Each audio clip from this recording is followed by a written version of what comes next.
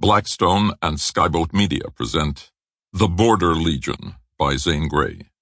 This book is read by Stefan Rudnicki.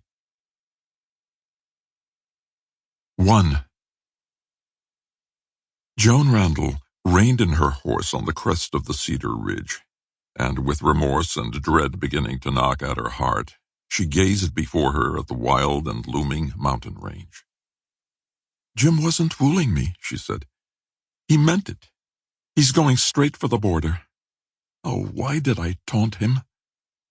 It was indeed a wild place, that southern border of Idaho, and that year was to see the ushering in of the wildest time probably ever known in the West.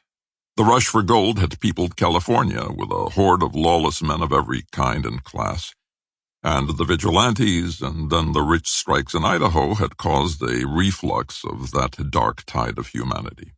Strange tales of blood and gold drifted into the camps, and prospectors and hunters met with many unknown men.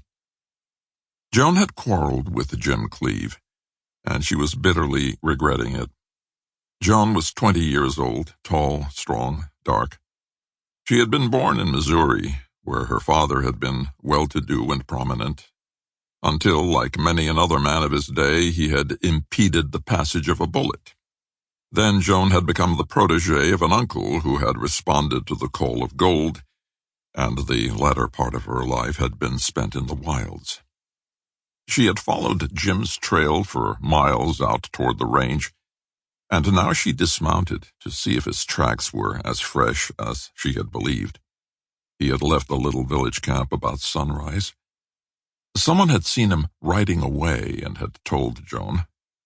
Then he had tarried on the way, for it was now midday. Joan pondered.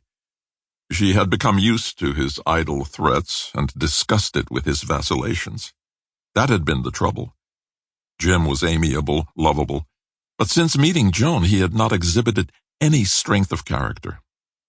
Joan stood beside her horse and looked away toward the dark mountains. She was daring, resourceful, used to horses and trails and taking care of herself, and she did not need anyone to tell her that she had gone far enough. It had been her hope to come up with Jim. Always he had been repentant, but this time was different. She recalled his lean, pale face, so pale that freckles she did not know he had showed through, and his eyes, usually so soft and mild, had glinted like steel. Yes, it had been a bitter, reckless face. What had she said to him? Sample complete. Ready to continue?